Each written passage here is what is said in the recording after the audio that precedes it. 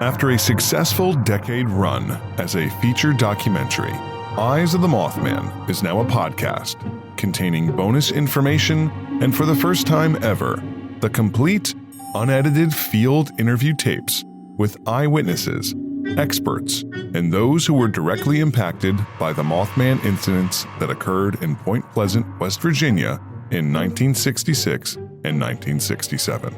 Although this podcast is meant to act as a historical record and an archive of the events that transpired, all material contained here is not for reproduction without the written consent by the copyright holder, Redline Studios, Incorporated.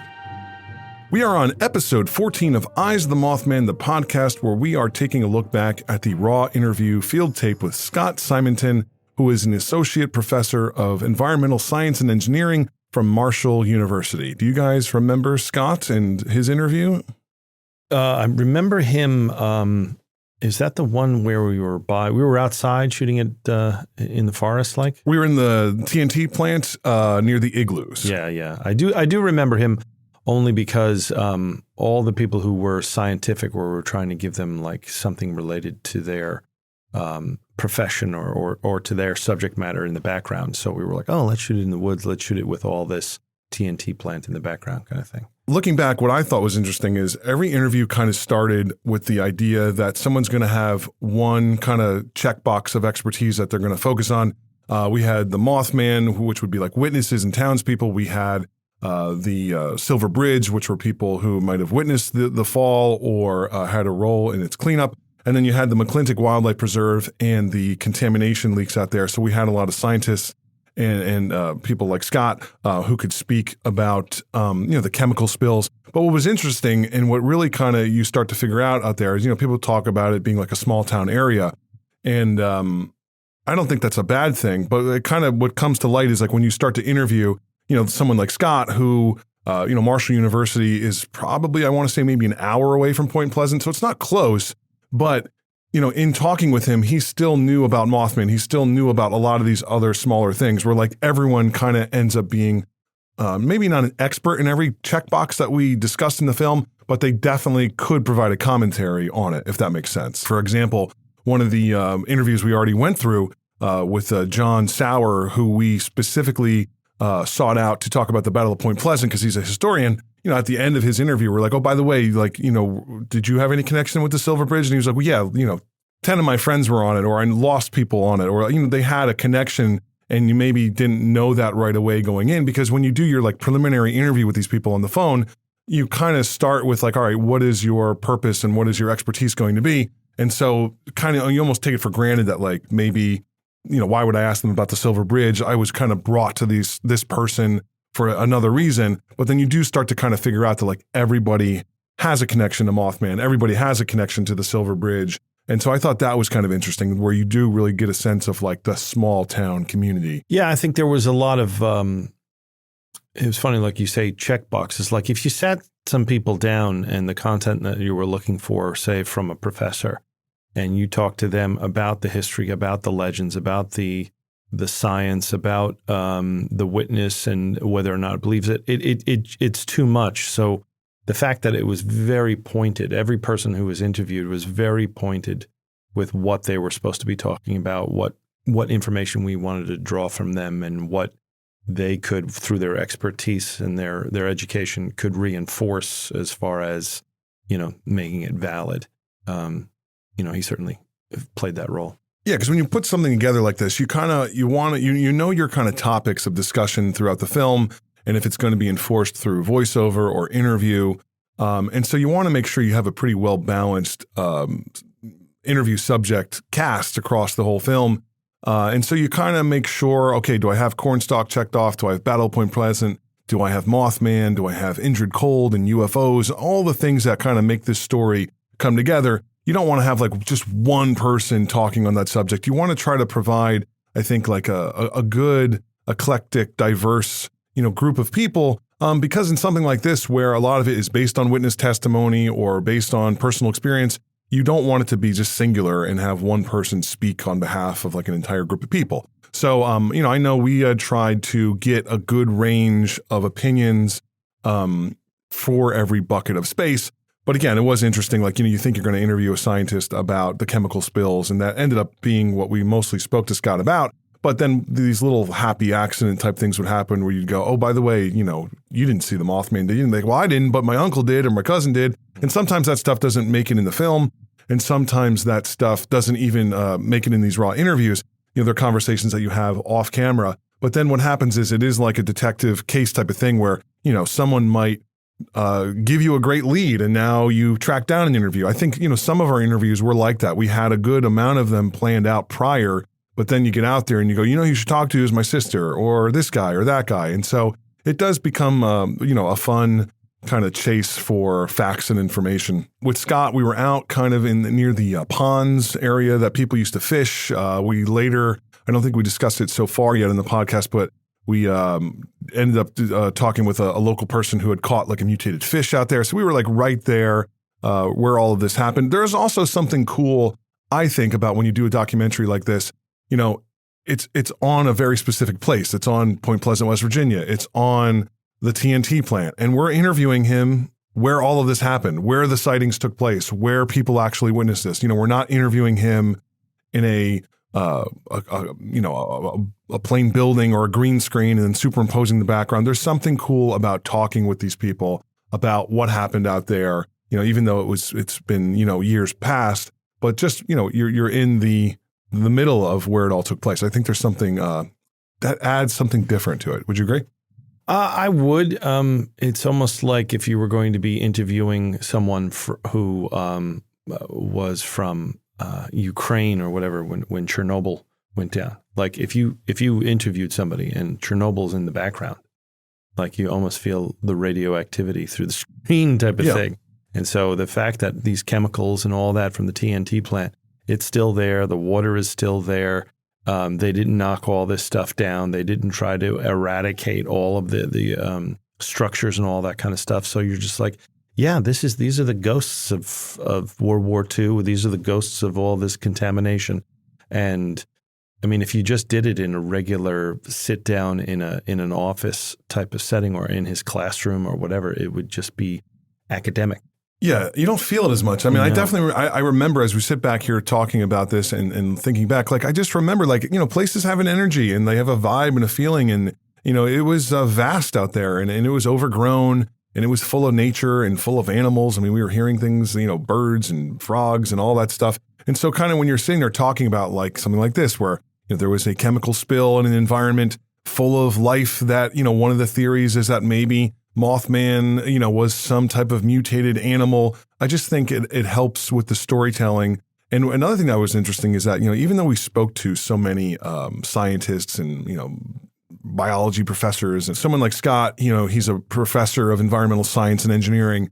And at no point was he like, oh, this Mothman thing is so stupid. Like, none of these people, even if they were, they knew what we were talking about. They knew that this was going to be a Mothman documentary. None of them, off camera or on camera were ever like, this is hokey or this is dumb. They kind of answered it just like you would in like a 9/11 documentary or like a World War II documentary like that. And that's what I really liked about some of our interviews and appreciated that we tried to ground it in a serious look at, this obviously happened. And instead of going at it from a thinking, maybe expected, debunk it, like, is it a bunch of silly hillbillies that kind of witnessed something that they, thought they saw something but didn't. I like the fact that we kind of went after people like Scott, who was very straight and narrow and from a science background. I mean, especially, we're not talking to him about maybe necessarily Mothman per se. The chemical spills obviously happened. It's recorded, it's documented. There was a cleanup, but it's part of the story.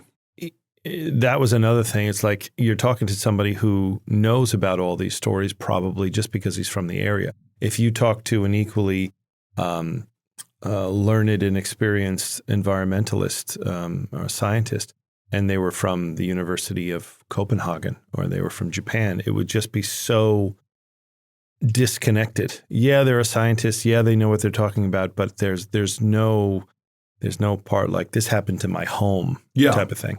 That's a great point. And And I think it's an important point, like talking about maybe just storytelling in general. Like we could have absolutely gone to California to interview an environmental engineer, a professor from, the University of Southern California who, might have all these accolades and written all these books, but it removes the personal connection to what the story is. The story was very personal. It was very specific.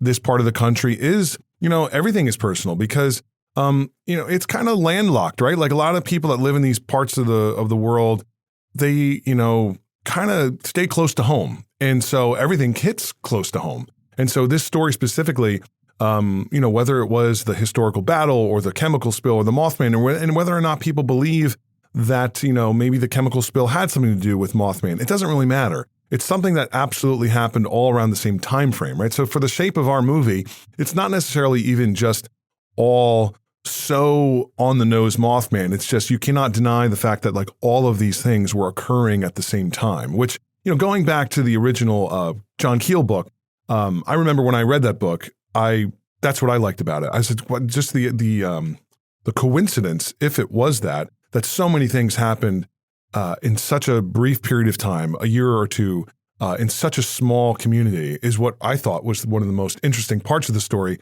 And so, yeah, if you're going to tell that story, to go too far out of the boundaries of that takes away something personal because, again, it's a very specific part of the country. I don't care what someone from New York or California thinks about this. I really wanted to focus in on the people that were out there from every standpoint, not just the eyewitnesses who are the obvious people to talk to, but even just from these like academic standpoints of, talking about chemicals and biology and the effects on the environment. I still wanted that personal connection regionally from people out there. Another thing I remember about Scott was that he, in his interview, if I'm not mistaken, definitely felt like the chemicals that were in the water, in the ground out there would have mutated animals. I think if I'm not mistaken, that he in his interview was like, yeah, absolutely. The chemicals found in here would and could, and you would almost expect them to mutate birds and fish and animals like to some degree.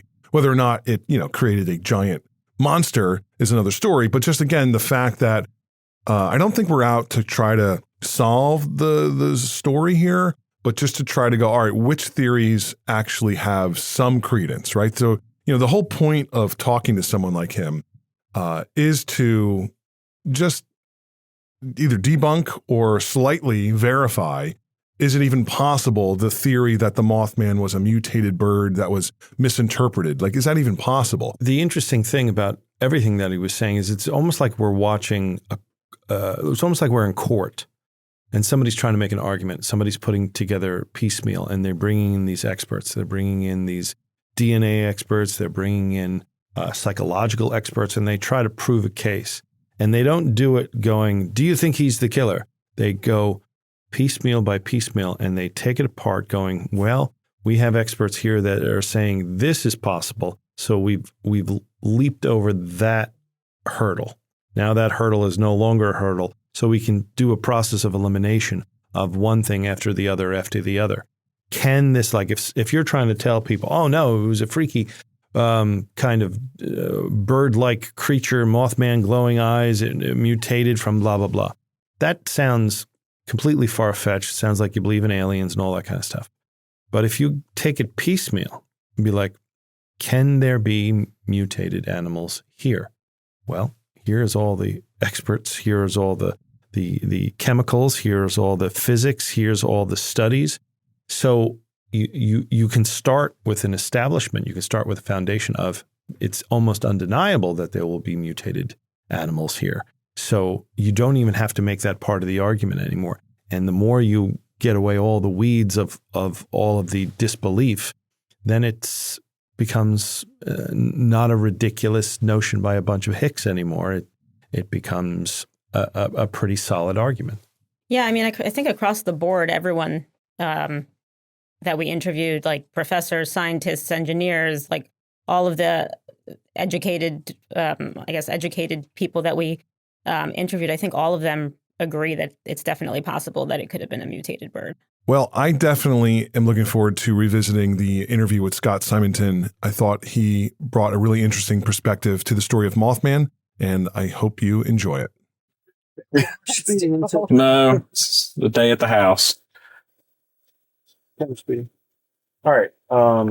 So I'll just go over some of the things that if you kind of follow, it makes it always sound and look nicer. My question's not going to be there later. So if you can try to reiterate my question and your answer, it sounds nice. Like if I say, where are we today? If your answer is outside, later on, all I have is outside. But if you say, we're at the McClinticcould Wildlife Preserve today, you know what I mean? It's kind of sounds more well put together. You can just look at me and talk to me and not the camera. I might ask you the same question more than once. It's just because I'm trying to get, multiple responses to choose from later. If I ask something that you don't know or it doesn't fit what your area is, just let me know and we'll skip it. Or if I've got like a fact wrong, just let me know and we'll fix it. Okay. And if the rain gets too annoying, let me know and we'll just sit inside the car for a minute or something, or I'll set something up for you. All right.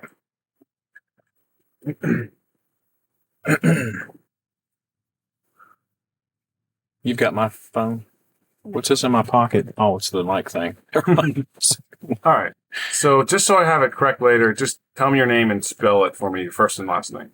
Scott Simonton, Simonton. And can you give me what your title would be? I'm an associate professor of environmental science, environmental engineering at Marshall University. Okay, great. So can you tell me a little bit about the TNT plants that were erected here in Mason County during World War II? Can you tell me what they made, what they were used for a little bit? Give me some of the backstory, history to it. Well, it's very briefly the history that I know of the facilities here were government facilities or government run facilities that made TNT, trinitrotoluene, which is an explosive used for the war effort, I believe, from 42 to about 46. And I guess, after the war ends, there's no longer a need for the TNT to keep being manufactured.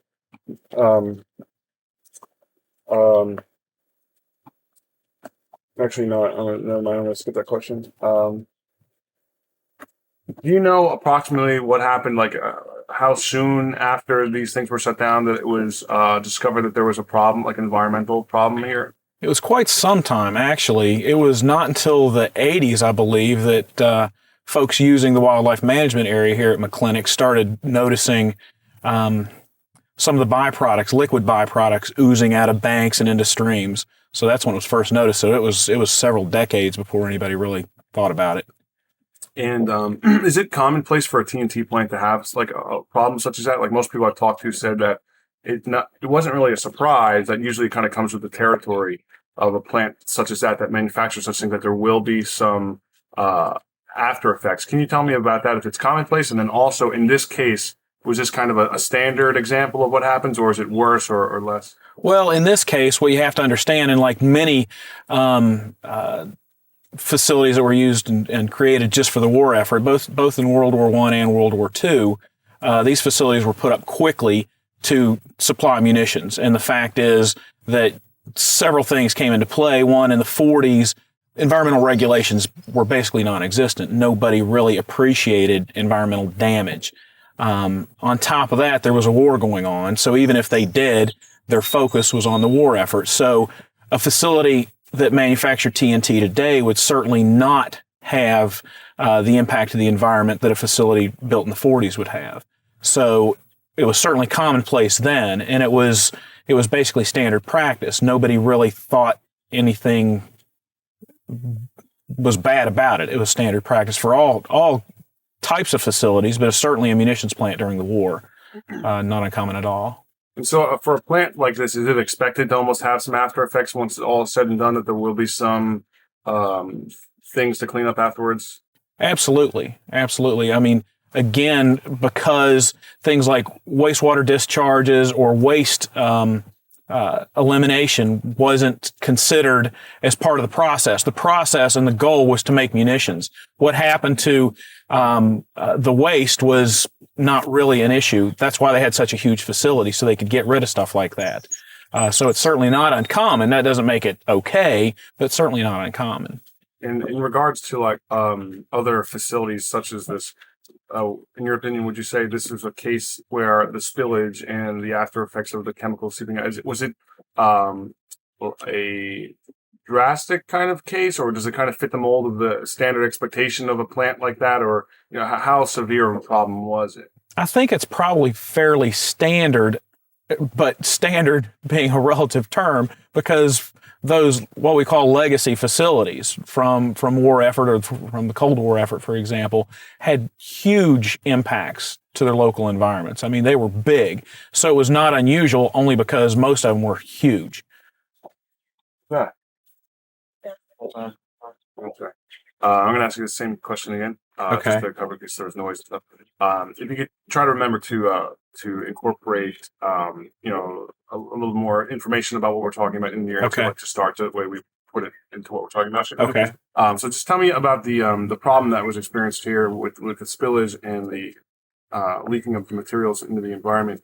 Was it does it kind of fit the mold of the standard problems that come with a plant like that, or was it more? The facility here at McClintic that manufactured TNT certainly had a large impact on the environment.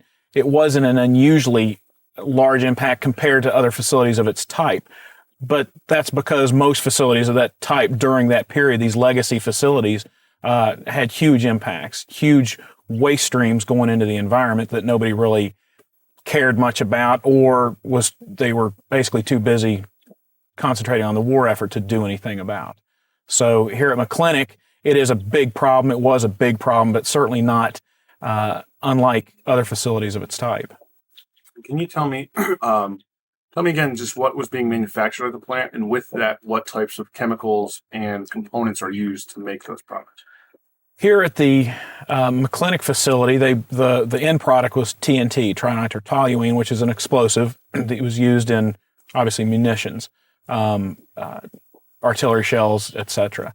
The byproducts and a lot of the chemicals that went along with that included, I believe, dinitrobenzene, dinitrotoluene, which are daughter products, or certainly products that we find in relation to TNT and TNT waste.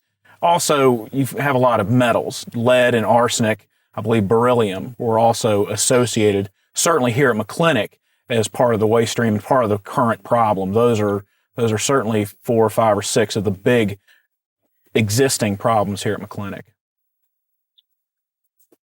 And can you tell me, can you just put into perspective for people that don't know about those type of chemicals and those type of products? Are they hazardous, or just on the whole, are they sensitive materials that need to be handled with care? Like what type of things are they dealing with there? Are they severe things that are kind of that bring some caution with them, or are they pretty regular? They absolutely should. They all have toxic effects, as most chemicals do. Usually we break those chemicals down to carcinogenic and non-carcinogenic effects. Again, the chemicals here at McClintic include both carcinogenic type toxins and non-carcinogenic toxins. Obviously, the carcinogenic toxins have an ability to increase cancer risk, and the more you're exposed to, the greater that cancer risk. But any exposure to a carcinogen increases your cancer risk. The non-carcinogenic compounds or the non-carcinogenic effects of some of these compounds, because they often have both types of effects, can be neurological effects. They could attack the kidneys. I mean, they all have different routes of effect that they can not only damage human receptors, but also ecological receptors. And can you tell me the chemicals that were found that had leaked into the environment here, some of those pollutants, in order to experience some of those negative effects on a person or wildlife, animals, things like that, can you just tell me, is it something that is it airborne? Does it need to be consumed? Is it in the water? Like in terms of an area like this that had a problem, is the threat something that is something that's consumed, or is it just something that's in the general area that can affect someone?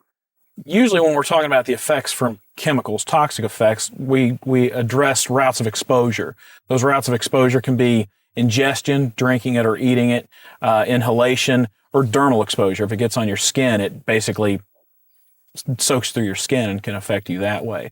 All of these chemicals can cause damage through those various routes of exposure. Here at McClintic, inhalation exposure, ingestion, and dermal contact are all possibilities. Most of the contaminants are in the subsurface, in the soils and in the groundwater. That groundwater has direct connection to surface water here. Again, these McClintic ponds are certainly problems because of that groundwater connection. So any of those routes of exposure can certainly exist here at McClintic. As far as the effects from those exposures, it all depends on basically the dose, how much of that stuff you're inhaling, how much you're ingesting, how much is getting on your skin. So I would certainly imagine that in parts of McClintic, they could have fairly high exposures, high doses. And in terms of some of the physical things we were talking about, say like coming into contact with such things,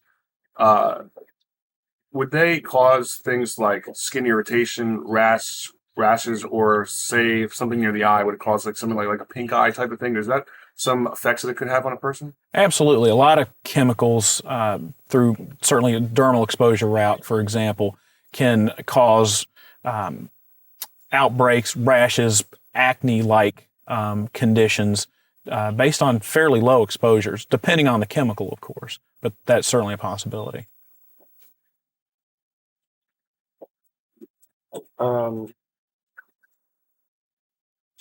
Can you tell me about, in regard to this problem here, what kinds of chemicals were found leaked into the waters and grounds here? And just remind me if it's more found in the ground, in the soils, the waters, in the air. Just let me know where things were found and what things were found.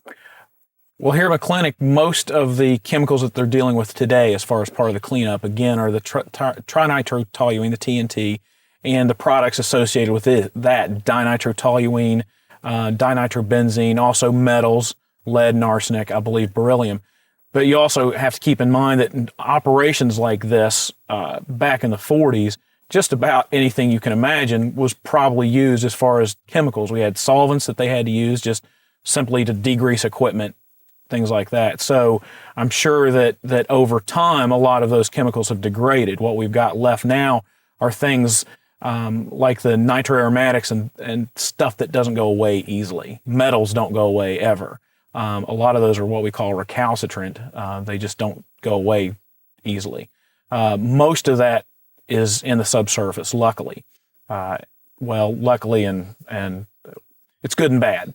It's good to be in the subsurface because your exposure routes are reduced. It's harder for people to come in contact with it. But also when it's in the subsurface like that, it sticks around forever. So you've got soils, and if you've got contaminated soils, therefore you have a threat to contaminate groundwater, which in this case, we do have contaminated groundwater here at the site. And contaminated groundwater moves, and it moves long distances and certainly over many, many years. And so that's what's caused these chemicals to move around the facility and even threaten off-site receptors. So talking a little bit about as time goes by, some of these problems kind of dissipate and get less and less severe. Can you just tell me, these chemicals that have been spilled, say 50 years ago, 1966, 1967, would it have been more of a threat to be in this area than say now, just because of time? Can you tell me about, or even before that, just the difference in severity and intensity of the chemicals being in the immediate area then and now? Well, there's absolutely a huge difference because over time, chemicals, especially organic chemicals like the explosives, degrade over time. Now, many of those, for example, metals, arsenic will always be arsenic. However, organic chemical will break down to daughter products and eventually will completely go away. It'll completely mineralize given enough time. So we can certainly imagine that if we have a problem today here at McClintic and contaminants are at unacceptably high levels, we can certainly assume that 50 years ago, those levels were much, much higher. And of course, those exposures would be, frankly, much more toxic and more dangerous. I think the pond out here that was the worst, was like number 13 or something, was the worst pond. And there was some things found there that I guess that was kind of like the worst case scenario of what was found. Do you remember that at all? I don't recall exactly which pond number it was. I believe it was the same one where the problem was first discovered. There was waste from broken piping and everything discharging directly that pond in a fairly pure form, as I recall. So can you tell me that again about in terms of some of the problems found in the waters in the ponds? What was discovered there? Just wait for that plane to go over. Okay. That's neat. It was awesome. Yeah, like literally 10 feet above our head. Like literally, I ducked because I'm like, I'm gonna get my head cut off. That's great. Thanks. Well, the fact that you survived it. So we were talking about the ponds and the waters. Can you tell me about some of the things that were discovered there? The problems in the waters? Well, I believe, again, that's where here at McClintic that the waste was first discovered. Again, I believe it was in the 80s or 90s. And it was fairly pure product or pure waste liquids oozing into the ponds. That's how it was first discovered. And again, it was in a fairly stout concentration. It was pretty pure stuff. You know, when that's discovered, what's the fear? What makes it a problem? What makes it a threat? Is it just the effects it can have on people that come into contact with it? Is it the effects it has on the environment? It's actually both. When we have discharges of pollutants, contaminants, chemicals to the environment, our concerns really are from the things we know in addition to the things we don't know. We know some of the toxic effects of these chemicals, but by no means do we know all the toxic effects. Matter of fact, there are very few chemicals that we know a lot about. And so part of our fear of exposure to these chemicals is the unknown. We don't know fully what those toxic effects are going to be. And that's with human beings. And certainly we understand that organism better than any other. On top of that, we have what we call ecological receptors, what I refer to as the bugs and the bunnies and the fishies, that we don't certainly have very much idea at all what the toxic effects on them are going to be. And so when we have discharges into aquatic environments, we don't know what the effects on fish and wildlife. Here at McClintic, there's a lot of waterfowl, for example, that pass through coming and going north and south.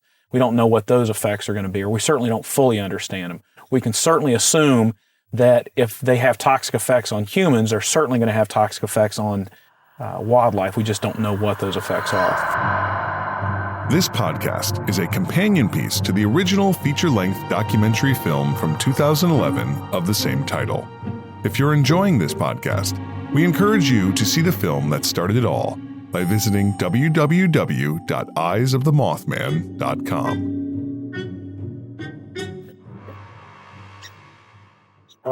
And just talking about some of these chemicals and problems, is there any truth to the idea that someone in this area could be, there, maybe 50 years ago when it was more intense, could have, like, not even really coming into contact with something, but just something airborne, like almost like an effect to cause someone to like hallucinate or just be a little, throw off the equilibrium or things like that? Is that possible? Can you just observe the phone? He's going to buzz us. What kind of plane do you fly? It's a Cessna Skyhawk. Yeah, single engine, 4-seat. Actually, it's, from look standpoint, it's kind of similar to that Stinson. A little newer, but not by much. Yeah, it's cool. I've never been in the plane before, and because I'm afraid of, like, my only fear is heights, but it's more so like vertigo. You are afraid of heights? Well, I was in the military, so the military tends to force you to, you got to get over because you're going anyway. You may as well just accept it. Right. So. Okay, we're rolling. So I was asking you just about, maybe 50 years ago, any immediate effects, just in terms of maybe throwing off someone's perception as a result of these chemicals. Is that a possibility at all? Certainly those kind of what we would term acute effects, immediate effects, are certainly possible. Doses would have to be pretty high. And in that case, what you're referring to really is inhalation, for example, of organic compounds, volatile organic compounds, in effect moving from a liquid or solid phase into the air. When we smell gasoline, for example, that's volatile organic compounds. I can certainly imagine conditions that would allow for those acute effects to happen. Now, those doses would have to be awful high, and I don't really know what kind of concentrations existed 50 years ago. Again, I would certainly imagine that in some parts of this facility, that those doses could have been very high. And also, 50 years ago, soon after the facility here closed, we could also imagine that there existed what we would term hotspots, areas with really high concentrations that, if disturbed, somebody kicking up dirt, for example, could easily release some of those volatile compounds. And it's possible that those levels could have reached a point that would have affected somebody's equilibrium or otherwise their central nervous system in a way. I'm going to ask a similar question just to focus on the first part you were talking about. And a lot of times what I'll do probably too is like couple some of your answers together into one answer. Uh-huh. So just with that in mind, I might do this here. Can you just tell me again the idea of someone assuming that 50 years ago walking through this area, is it possible to have had an immediate effect walking through this area, affecting someone's equilibrium, affecting someone's perception? Can you just start with your answer with the notion or the idea of someone 50 years ago walking through this area having these effects, and then whether or not it's kind of based on any possibility at all? I think I know. Put that in your answer, just so I know what we're talking about. I think I know what you're looking for, but we can do it as many times as you want, I guess. The first part, it's if we could just place it with what we're talking about, there is a possibility that some acute effects could have been, what we were just talking about. Right. Just to kind of place it a bit better. Okay. Well, let me start it with this. There's a reason, for example, that when we respond to spills in present times, we wear protective equipment, including things to protect the inhalation route of exposure. We wear masks, we wear self-contained breathing to prevent us from breathing in those volatile compounds. So certainly 50 years ago here at this facility, again, we can imagine that those levels in the ground, in the dirt, in those hot spots that may have been scattered about this facility were certainly high enough to cause those kind of problems just from somebody merely walking through the facility. We can find those sites today where recent contamination has caused a problem to the point where you can't go in there without protective equipment because there will be an acute effect. I mean, something as drastic as passing out, suffocating. I mean, those are possibilities. So certainly walking through a facility like that and getting lightheaded, getting dizzy, having some other effects is certainly plausible. Yeah, that's exactly what I was trying to go for, because there was a lot of people back in like the 60s that there were people that reported just kind of walking through this area, and all of a sudden they feel like something like hitting a wall of something, and all of a sudden they have like a spell. They feel dizzy, they fall down for like a minute, black out. And absolutely could be. And again, I mean, I've been across facilities where I've gotten lightheaded or queasy all of a sudden because of stuff in the air. And so that's certainly not, I've never thought of it here at McClintic, but it certainly could be. Thanks for bringing us out. Yeah, no problem. Hey, by the way, I like that third eye you've got. It's winking at you. Very cute. Get you some new glasses. Lenses. We're doing good. Just a few more questions. Okay. Oh, no. I look at my questions sometimes and I'm like, what the hell was I thinking? It's not normal. These aren't human questions. With the idea that the ponds were polluted a bit with some of these chemicals, can you tell me some of the effects they could have on, say, fish, birds, things in the immediate area? We've talked a little bit about the human possibilities. What type of things could have happened to birds and fish that were either consuming or just directly related? Well, we can certainly understand that wildlife here, for example, a fish living in a pond, a polluted pond, the concentrations that those fish are exposed to are going to be higher than a human would be. In addition, of course, the fish is exposed to it 24 hours a day, 7 days a week during its entire lifespan. Those effects would be severe, to say the least. What those effects are could run the gamut of mutagenic effects, certainly carcinogenic effects, affecting offspring. I mean, the effects would be pretty severe, I would imagine. There's been a lot of myths and legends that have come out of the area. And what I'm trying to do is show that a lot of these things have kind of been elaborated upon possibly started somewhere, something factual that was kind of like misunderstood or misperceived by some of these people. So one thing, obviously, like in regards to the Mothman, we don't have to get into it, but just to let you know where I'm trying to suggest maybe is like when the Mothman was spotted and things like that out here happened, there were a lot of professors at universities that thought it was just a species of bird called a sandhill crane, which is about 4 feet tall and has red feathers around his eyes. And it's a pretty weird bird to begin with. If possibly affected a bit by the environment, maybe that's what people were seeing and just kind of misinterpreting it. Say a bird that comes into contact with some of these chemicals we've been talking about, like what would some of the effects be? Like, can things, would it change a thing in size? Can it change an animal's size? Can it cause, another thing that people always report are these like redness around the eyes, and that bird already has red feathers around the eyes. So would like a contact with these pollutants, could that cause a little bit of like a heightening of its already characteristics, make things appear a little redder? Almost anything we can imagine within reason is a possibility when it comes to chemical exposure. And we don't know what those effects are. Every species is going to react differently.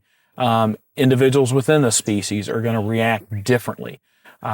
Certainly, changes in physical characteristics would be common, both in internal characteristics and external characteristics. Appearance could be different. We see in human beings offspring, for example, of people exposed to certain chemicals. There's certainly huge physical problems or huge physical differences in some of those offspring. So certainly we can imagine that that birds would be severely affected, and certainly changes in physical appearance are plausible, probable. If there's a bird that's affected, and say it's like in close proximity to a person, would some of those other effects come with it? Like, is it possible that like an affected bird or species, when coming close into contact with a person, if it flew over someone, if it was near them, could they experience some of those other things? Like, would it emanate some of those other things that come with the pollutants, or no? Probably not. If what you're implying or what you're asking is, would that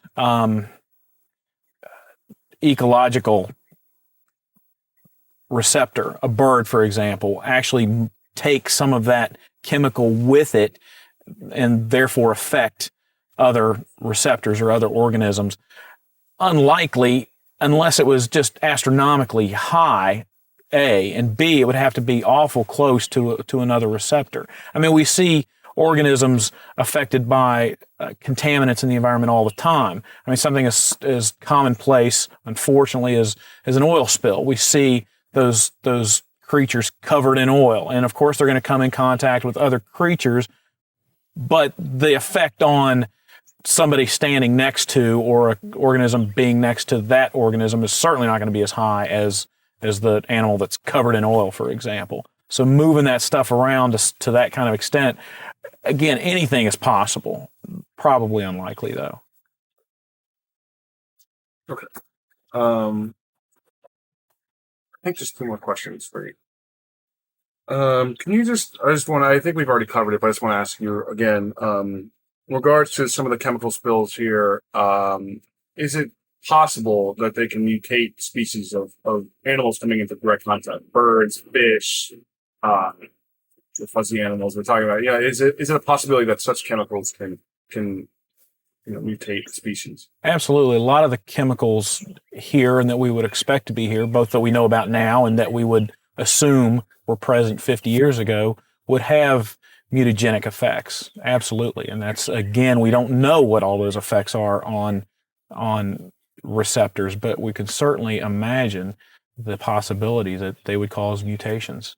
And in your work, not just like in regards to this case, but just on the whole, have you come into any examples of that? And like maybe have you come across any like a mutated fish? And if so, what were some of the effects there? Have you, any examples you can give me of something like that? Absolutely. I mean, I personally know of examples, have personally come across examples in other projects I've worked on that in which fish commonly were deformed. from chemical exposures of one kind or another. So it's certainly not uncommon. Can a spill site like this, can it change any, like those kind of global fields that are in an area, like, things like electromagnetic spectrum, things like polar fields, things like magnetic fields, things like that? Can these things have that much damaging effect to kind of alter a state of an area and from its natural state, or no? I wouldn't think so. I mean, I can't imagine how big of a environmental catastrophe we would have to change basically physical properties of the planet like that. So I would find that, unlikely. That's it. Do you have any questions, Nick? I do have one. Almost asking you for a statement. I think the federal government didn't have any environmental laws, regulations until about 1973. Does that sound accurate? Environmental regulations actually go back to about 1899. Okay. Environmental regulations from the federal level actually go back to about 1899, when we first started to recognize the problems of putting pollutants into waterways. In this case, the pollution was so bad you couldn't move ships up and down harbors and rivers. Real environmental regulations, or what we think of environmental regulations today, really were born in the 60s and early 70s. Clean Water Act, Clean Air Act, all of those came of age, so to speak, in the 60s and 70s. Things like the Superfund Act, CERCLA, came about in the 70s. And that's the law which governs the cleanup here at McClintic. So certainly, again, 40s and 50s, early 60s, there were no federal environmental regulations that really covered a facility like this. In terms of a spill site like this where there's a problem, is this something that it will be fixed in 10 years, 15 years? Like, is this like in terms of a cleanup site like this, is this something that at one time it'll be fixed and back to its natural state before the problem? Is this kind of an indefinite thing that can be fixed to a certain toleration, but it'll still kind of linger where it's acceptable? Can you just tell me about that? Under Superfund, under CERCLA, with the federal law, again, that governs cleanup here at the site, Superfund is notoriously slow. They're still doing investigations here at McClintic. And where we've come in the last 10 years, for example, in environmental science, environmental engineering, and regulations, is basically, in the end, we end up allowing some contamination to exist on a site. We decide what's an acceptable risk and what isn't acceptable. And we try to clean up a site to an acceptable risk level, all right? Which means we are going to leave some contamination in the environment. We decide that we just can't get it all. And generally, we don't have the ability to get it all, or to even know whether we got it all or not, even if we wanted to. So certainly, in the end, years from now, the federal government will say this site is complete. They'll walk away from it and, in a way, say this is good enough, or this is as good as we can do here. And how far do you think this area is away from that determination?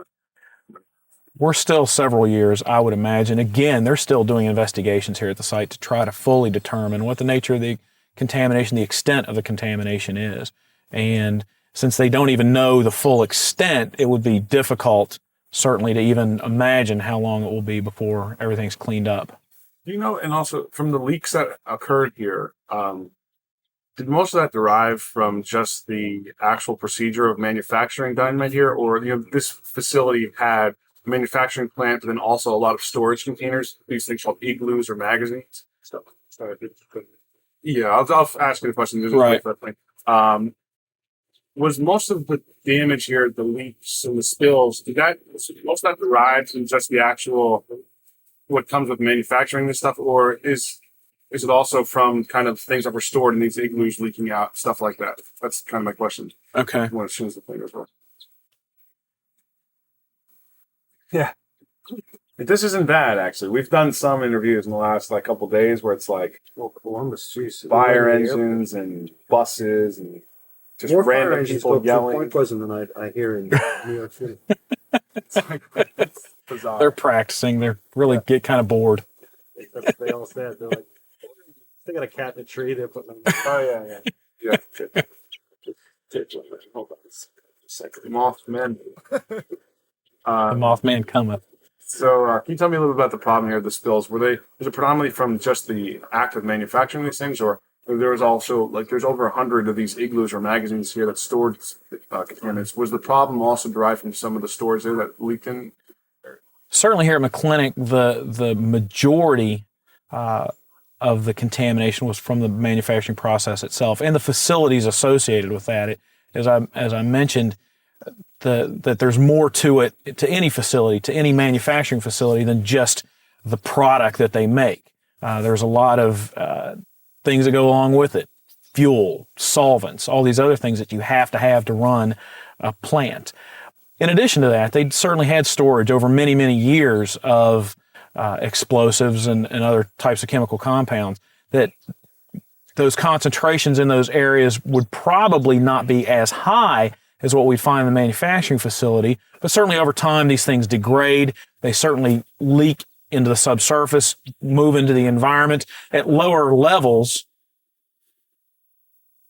than what we'd find in the manufacturing facility. But certainly the problem with having 100 magazines, for example, on the site means you're spreading out that contamination over a bigger area.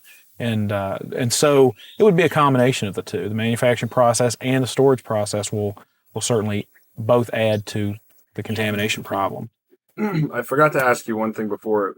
I asked you the question, but I forgot to incorporate one thing to it, so I just want to re-ask that, and then we'll be done. Okay. I was asking you about some of the mutation effects that it could have on animals, and we had just talked about a possible change in size and change in physical appearance. Specifically, I'm talking mostly about birds here, so you can talk about that, or you can talk in more general terms. It's up to you. But in terms of the effects it can have on a species, can you tell me, can these chemicals mutate a species in terms of size, in terms of color, in terms of illumination of fur, feathers, things like that? And then also, if you could also just add in there, what I forgot to ask before is, can these things also affect the temperament or behavioral status of an affected species? And if so, how? Absolutely. Those are all possibilities. Again, when we have chemical exposures, there's a zillion ways that can affect an organism. Certainly we find in humans exposure to lead and other metals causes behavioral changes. So we can certainly imagine the same things in environmental receptors. So certainly the birds could be, again, affected in a million ways, including, in short, their moods, but certainly their behavior could be affected. These chemicals often affect the central nervous system, and when that is affected, basically anything's possible. Great. Okay.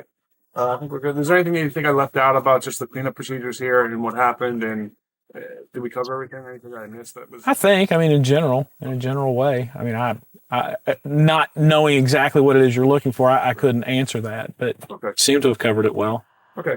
Cool. So then we're good. All right. We hope you enjoyed this episode of Eyes of the Mothman, the podcast. For more information about our program, or to find out where you can watch the original documentary film or purchase a limited edition signed DVD copy, please visit www.eyesofthemothman.com.